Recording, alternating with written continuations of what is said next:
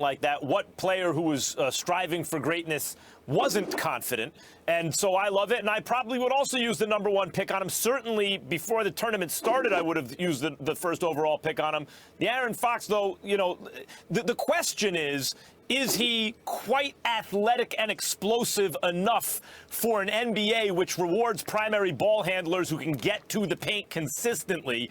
And can he get his shot off given his release, which is, you know, awkward? Not only can he hit it consistently, because maybe he's proven he can so far in college, but can he get it off in the NBA? Something, Stephen A., you brought up when we started originally talking about Lonzo Ball. So I love the confidence. I probably would use the first overall pick on him. The only misstep here, in my opinion, is when he says I can lead a team better than he can.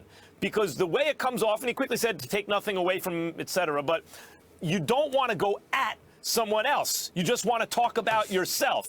And the way it came off was though he's saying he's not a leader or the same kind of leader Lonzo is. And maybe that's because when he makes the media tour right now, people, including Stephen A., you have said, hey, you know, the things that you hear about Lonzo is the kind of leader he is. And clearly he does that. He affects the game whether or not he's scoring. He has such a great overall impact on the offense, on his team's offense, rebounding the ball, obviously passing the ball, which is contagious, by the way. You could see the Bruins love to pass the ball. And I think that starts with Lonzo. It's infectious.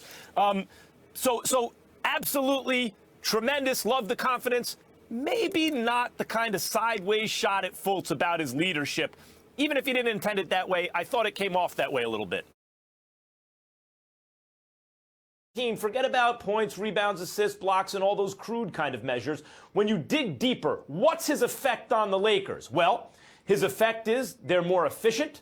They get better shots. All this is a marginal effect right now. I'm not claiming it's an enormous effect, but the time of possession is lower. The number of points they get per possession is higher.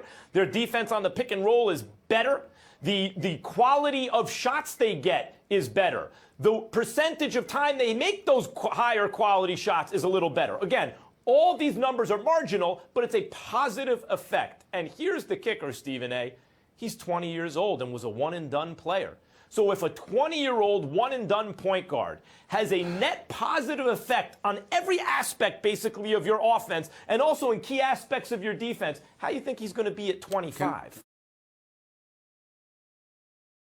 Oh, there you go again. Let me move on. Here's the deal. I'm taking Lonzo Ball #1 overall if I'm the Lakers or the Knicks.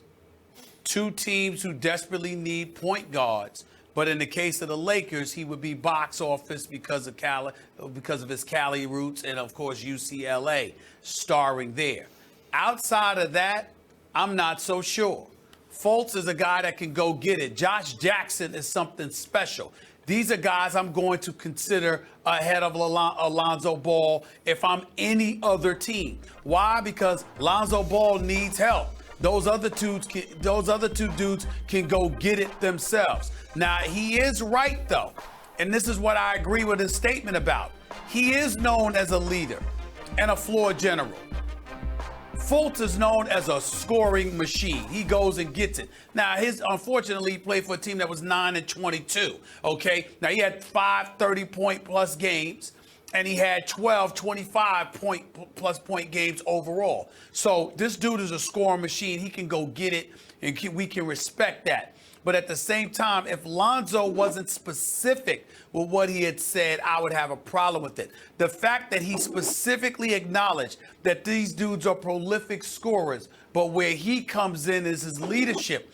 I didn't take it as a shot at Fultz as if he was talking about, I'm a leader and I guide guys on and off the court and all this stuff. No.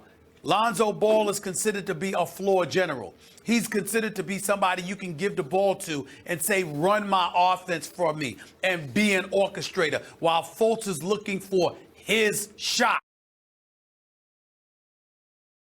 Because my issue with Lonzo is not that he's a scrub. He's not a scrub. He can play. That's not what I'm saying about Lonzo. I got 2 problems with Lonzo. Number 1, his lack of assertiveness. The fact that he seems perfectly content walking the ball past half court giving it to somebody else and going somewhere to stand or hide in a corner. That's number one. Number two is the fact that he's the number 2 overall pick. You can't do that when you're the number 2 overall pick. You can't do that when Jason Tatum got drafted after you. De'Aaron Fox got drafted after you. Lauri Markkanen got drafted after you. Dennis Smith Jr. got drafted after you. Malik Monk got drafted after you. Donovan Mitchell got drafted after you. You cannot be passive and go along to get along and be devoid of aggression when you're the number 2 overall pick. Can't do it. I find that unacceptable.